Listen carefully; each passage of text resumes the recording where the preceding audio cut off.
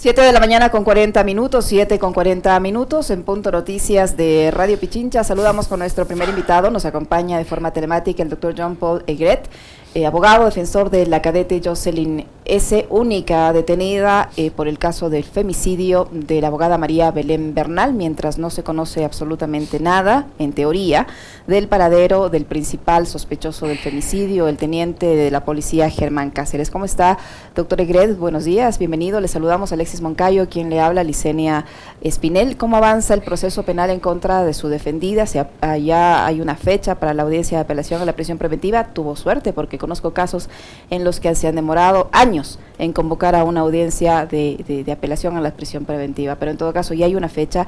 ¿Qué posibilidades hay de que en esta audiencia consigan que la cadete Jocelyn S. se pueda defender en libertad? Buenos días, bienvenido. Buenos días, Alexis, buenos días, señorita periodista, buenos días con todos los radioescuchas. Así es, hemos sido notificados el día de ayer con la fecha para la audiencia de apelación a la prisión preventiva, que se va a realizar el próximo viernes ante la Sala Penal de la Corte Provincial de Justicia de Pichincha. En esa medida, pues nosotros como defensores asumimos la defensa a partir de esta semana, a partir del día lunes de esta semana. Pues tenemos grandes expectativas porque ciertamente una vez que hemos revisado el expediente fiscal, consideramos que existe una falta de elementos que realmente justifiquen la permanencia de la señorita Sánchez en prisión preventiva mientras dura el proceso de instrucción fiscal. Por lo tanto, si bien en otras causas efectivamente demora un poco la fijación de esta audiencia, no es menos cierto que una medida cautelar de prisión preventiva que ha sido apelada, ciertamente es algo que tiene que tratarse con urgencia, precisamente porque está en juego la libertad de un procesado. Doctor, qué gusto saludarle, buenos días. A ver, de entrada yo, en el caso de Jocelyn, he sido un permanente crítico de lo que está sucediendo con ella, porque se trata de un femicidio y resulta que en un país como el Ecuador, donde hay un machismo que es realmente estructural y que es un problema de la sociedad en general, resulta que por un femicidio o feminicidio, la única persona detenida además es una mujer. Usted ha dicho, no hay los suficientes elementos que justifiquen la prisión de Jocelyn. En el castillo de Grayskull, entiendo, no estaba solo Jocelyn, había más personas. Yo quiero que usted nos ayude a entender, ¿por qué la única persona detenida dentro de este proceso, a pesar de que hay 12 procesos administrativos más abiertos, según lo dijo el ex ministro Carrillo, ¿por qué la única persona detenida es Jocelyn? Bueno, Alexis, mire, yo he sostenido en varios medios de comunicación desde este día lunes que Jocelyn está presa no por ser autora o cómplice de un femicidio, ella está presa por ser mujer. Al inicio de este proceso penal, hace más o menos un mes, lo que han existido aquí es una serie de comentarios desatinados en los medios de comunicación, inclusive de los anteriores defensores de Jocelyn Sánchez y de varios otros involucrados en el proceso, que sembraron una tela de duda, sembraron juicios de valor sobre la vida privada de Jocelyn Sánchez, sobre actividades única y exclusivamente que le competen a Jocelyn Sánchez como mujer, y sobre esos elementos, sobre esa historia, sobre esos hechos, resulta ser que se fundamenta una orden de prisión preventiva en su contra. En el edificio al interior de la Escuela Superior de Policía, efectivamente, el día de los hechos, no solamente estuvo Jocelyn Sánchez, sino 12 personas más.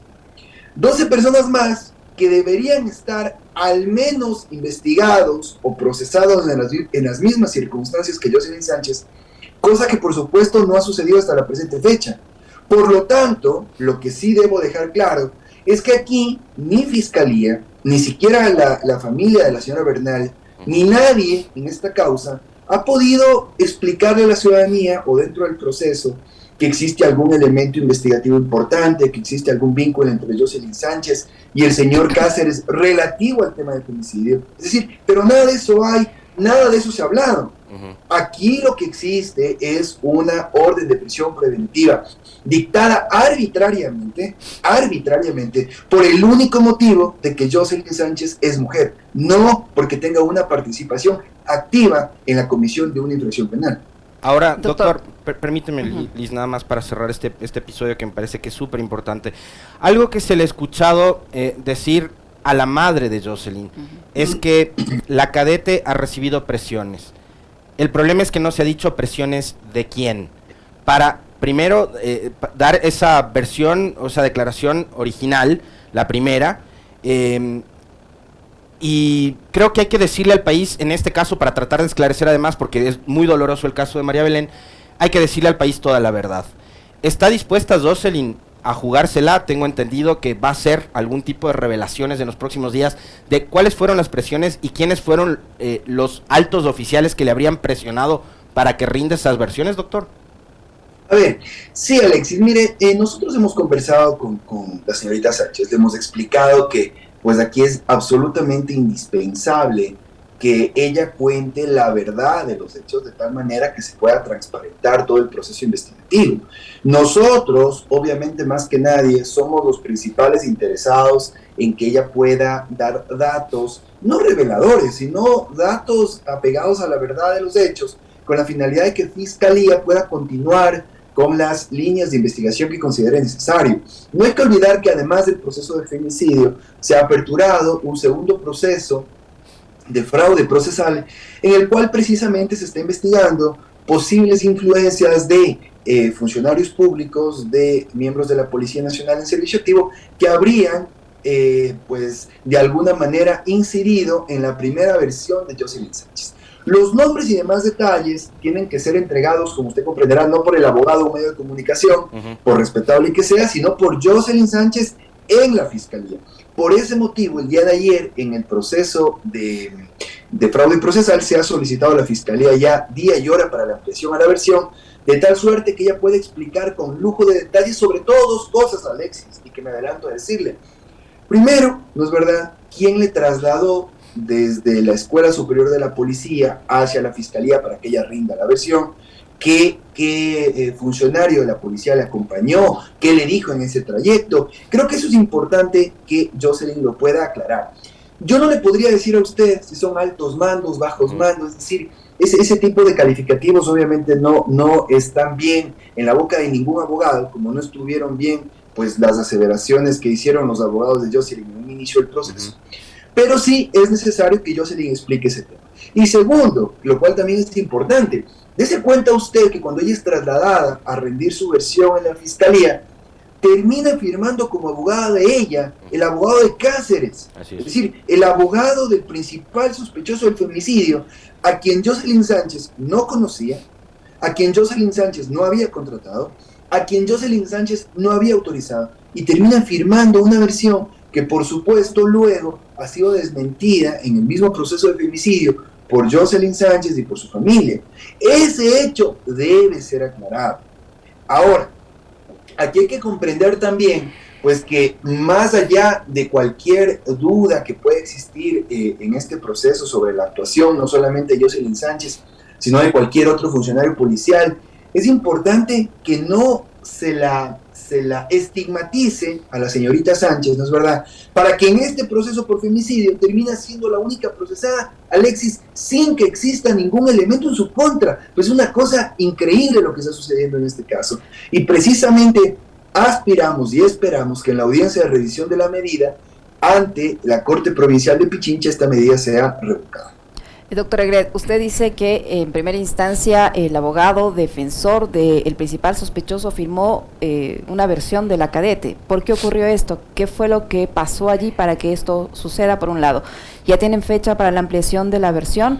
Y lo tercero es la familia o la defensa de la abogada, de la señora Elizabeth Otavalo, madre de María Belén Bernal, ha solicitado las versiones o que se incluya en el proceso, que se investigue a 40 personas. Ustedes van a pedir lo propio. Usted señaló que hay otras personas que estuvieron, que deberían al menos ser investigadas y que no están en este proceso.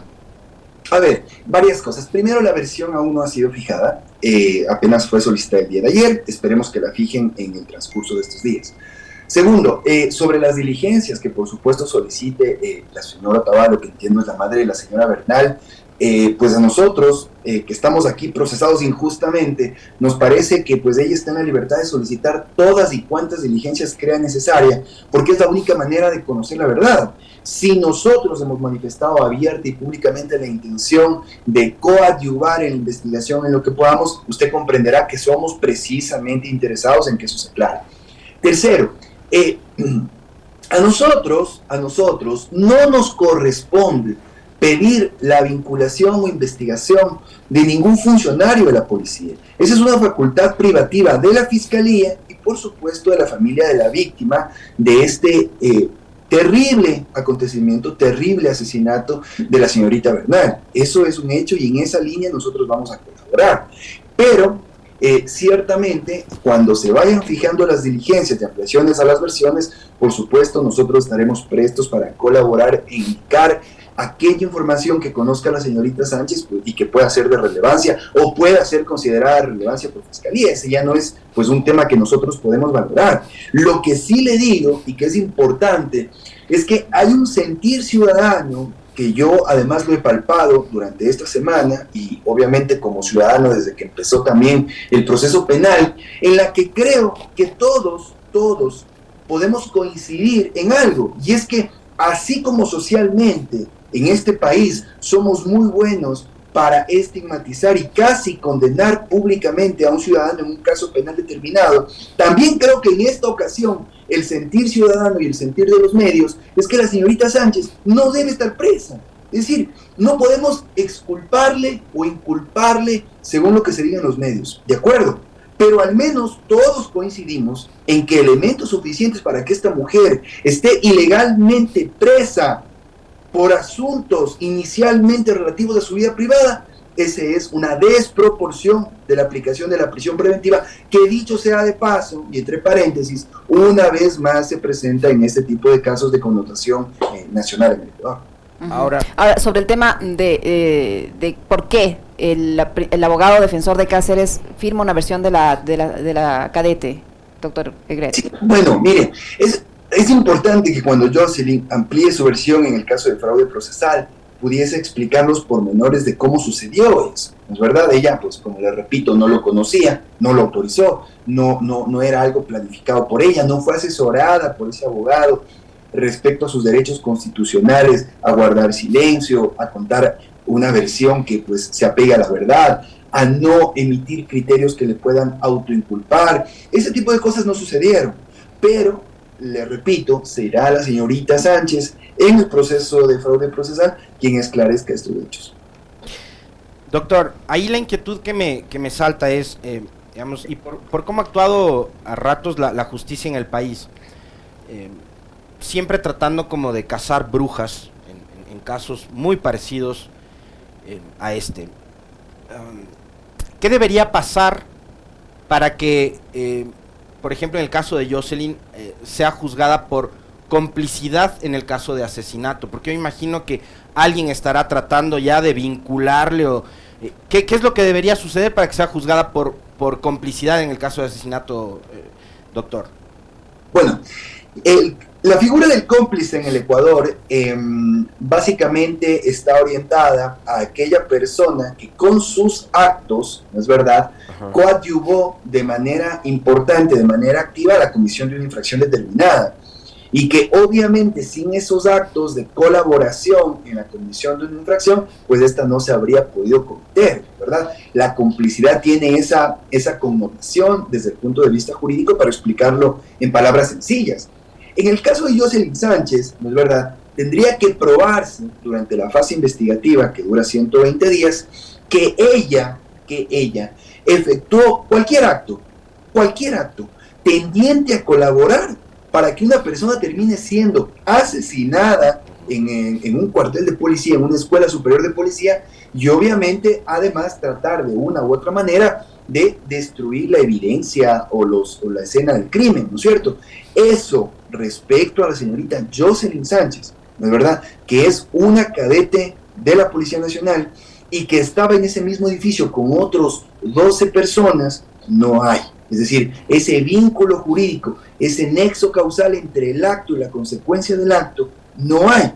Por ese motivo, Alexis, es importante que a partir de que nosotros hemos asumido la defensa, se pueda realmente explicar a la ciudadanía que una cosa es que una cosa es esta serie de historias que se vertieron en un inicio, que son de carácter personal, y otra muy distinta, la realidad procesal respecto a un crimen que por supuesto a nosotros y a la misma Jocelyn nos ha causado impacto y que debe ser investigado, en el cual debe haber un sancionado y debe haber un sentenciado. Doctor Egret, ¿Qué respuesta se le debe dar a quienes dicen, pero es que el problema es que ella estaba al lado, escuchó todo y no hizo nada, entonces por omisión termina siendo cómplice?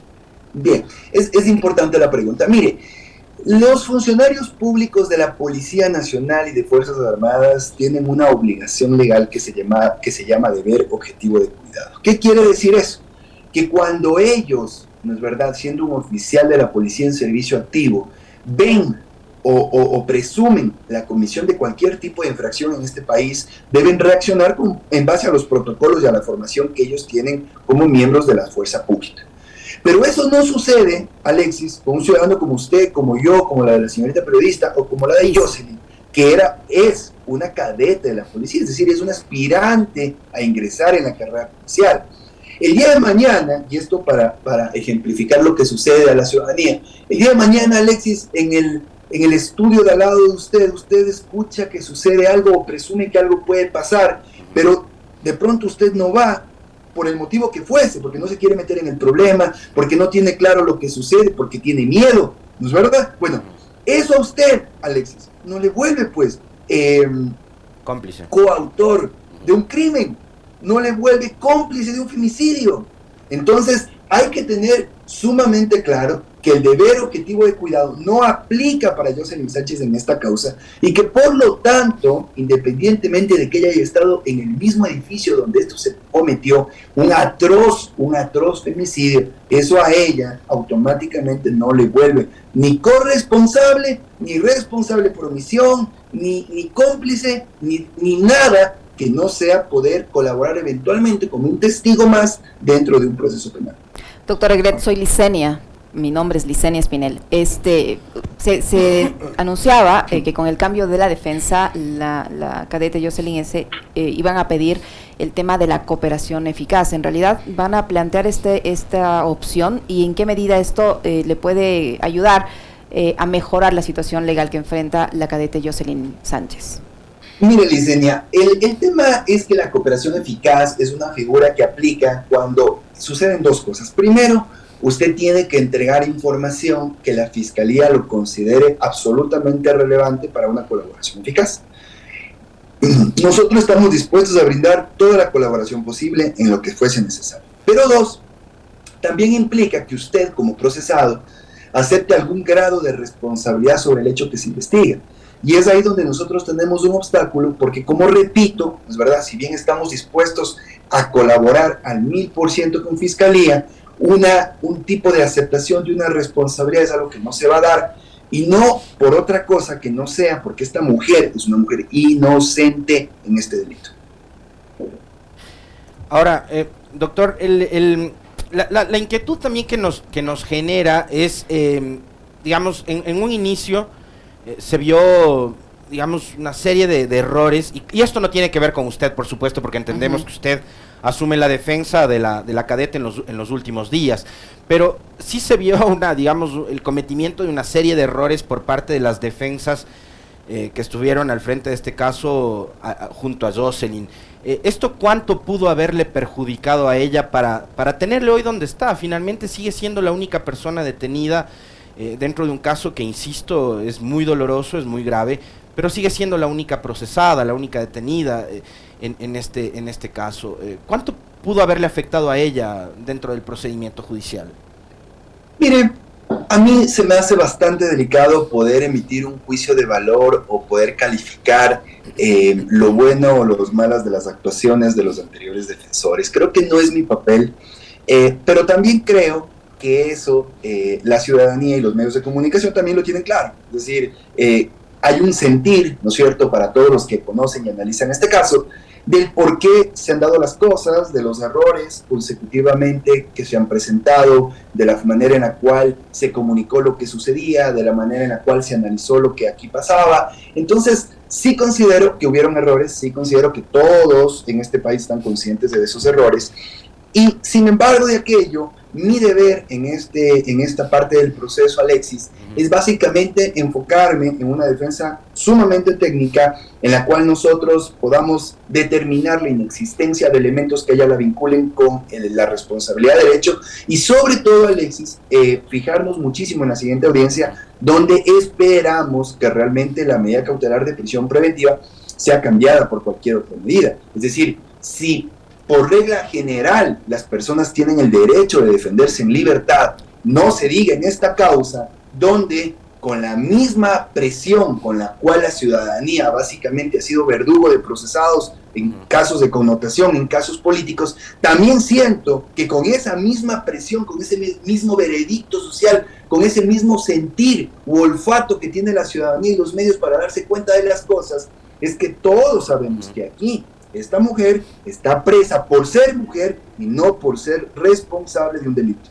Doctor Egret, ¿en qué medida el hecho de que el principal sospechoso del femicidio de la abogada Bernal, el señor teniente de la policía Germán Cáceres, no aparezca, que la propia policía no haya podido hacer el respectivo seguimiento, que ahí también hay una cierta polémica, y no ubique al principal sospechoso, perjudica la situación legal de la cadete Jocelyn S? ¿Y qué va a pasar si es que les niegan el cambio o la sustitución de la prisión preventiva por otra medida cautelar? Bueno, nosotros, sea con esta audiencia o con las audiencias que vengan, siempre buscaremos la libertad de Jocelyn y, por supuesto, al final del día, su declaratoria de inocencia. Las peleas legales son así, tienen varias instancias, tienen varias audiencias, tienen varias etapas. Nosotros, obviamente, sabemos que esta es una pelea a largo aliento, pero hay que pelearla técnicamente y adecuadamente, y vamos a ver, si no es en esta audiencia, cuál es la siguiente etapa en la cual podemos buscar ese resultado. Respecto a lo del señor Cáceres, mire, creo que todas las partes procesales, por supuesto la familia de la señora Bernal, así como la familia de la señorita Sánchez, todos somos personas que estamos expectantes de que finalmente este individuo sea localizado, capturado, procesado y que rinda cuentas a la justicia.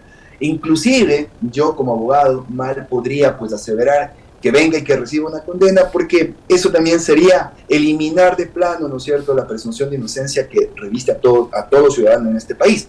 Pero obviamente, si él es el principal sospechoso por todos los datos públicos que se han hecho de esta investigación, realmente nosotros somos los primeros interesados, conjuntamente, entiendo, con la familia de la señora Bernal, en que este hombre aparezca, cuente su verdad y sea juzgado por un tribunal imparcial en este país y que determine la responsabilidad de ser el caso de estos hechos.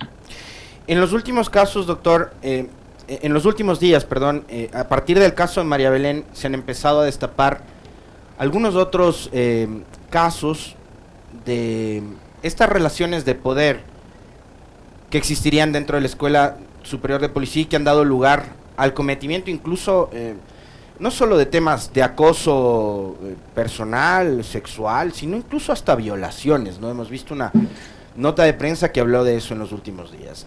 A partir de que usted asumió la defensa de Jocelyn, ¿no se le han acercado más personas también a pedir que usted lidere su defensa y que sean casos además que se relacionen con estos digamos, vínculos oscuros que habría dentro de la escuela de policía? ¿Ha escuchado algo más con respecto de cómo, digamos, era la formación de los cadetes dentro de la escuela y que han dado lugar a este tipo de denuncias que se han hecho públicas en los últimos días? Bueno, nosotros como abogados, y usted comprenderá que pasamos en estos temas penales desde hace bastantes años, obviamente sí conocemos de muchos hechos que se presentan y de clientes que eventualmente llegan al despacho por este tipo de causas. Sin embargo, ahí pues usted, le ruego me comprenda, para nosotros el secreto profesional es algo que rige pues toda actividad que nosotros efectuamos en el ejercicio de nuestra profesión. De hecho, ¿no es verdad?, las declaraciones públicas que podemos dar sobre un caso es siempre sobre un caso que no se encuentra en fase de reserva, en una fase de investigación previa, y que además jamás van a atentar contra el buen nombre, reputación o dignidad de un cliente nuestro, ni tampoco de la otra parte. Porque creo, Alexis, y esto pues ya nos ha pasado en otras causas, inclusive cuando soy invitado a su programa yo he hablado de eso, de que realmente nosotros en los procesos debemos atacar las acciones y debemos atacar las ideas de hacer el caso, pero no a la persona, no destruir al ser humano. Entonces, obviamente pueden haber casos de estos. Es lamentable que por la muerte pues lamentable de la señora Bernal, ahora empiecen a salir a la luz muchos otros casos, ¿no es verdad? Sin embargo, si es que este terrible acontecimiento sirve para que de una u otra forma las víctimas de causas o de hechos punibles acontecidos al interior de la Policía Nacional puedan salir a la luz, pues en buena hora, porque no por ser funcionario público, no por ser miembro de la Policía Nacional, no por ser miembro de ninguna entidad del Estado, uno puede tener patente de corso para abusar en muchas ocasiones del poder y en otras abusar de las relaciones de subordinación que pueden existir en organismos donde existe una jerarquía. Entonces, si este caso, hablándole exclusivamente desde el punto de vista jurídico, es el pretexto para que el día de hoy pues salgan a la luz nuevos casos, nuevas denuncias, en buena hora que así se haga. La ley debe ser una tabla rasa que rige a todos los ciudadanos de este país, sin ningún tipo de excepción. Y claro, yo sí coincido con esta visión machista, con esta visión de subordinación que existe en este tipo de entidades. También coincido en que en el Ecuador todavía no se discute a fondo la existencia o no de una justicia patriarcal en este tipo de causas.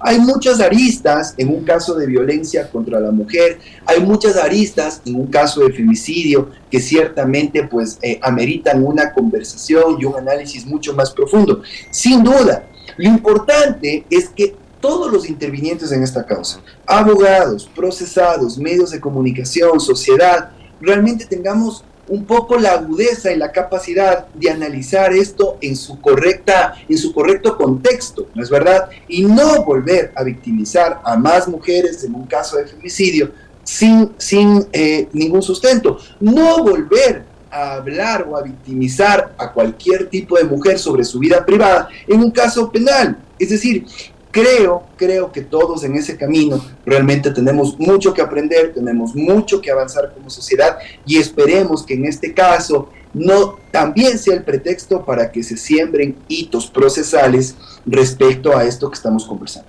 Para finalizar, doctor Egret, ¿qué va a pasar con el futuro profesional de la cadete Jocelyn S? Le pregunto esto debido a que como está inmersa en este proceso penal, seguramente esto le va a generar, o le está generando ya de hecho algunos inconvenientes para su carrera policial. ¿Qué va a pasar con eso?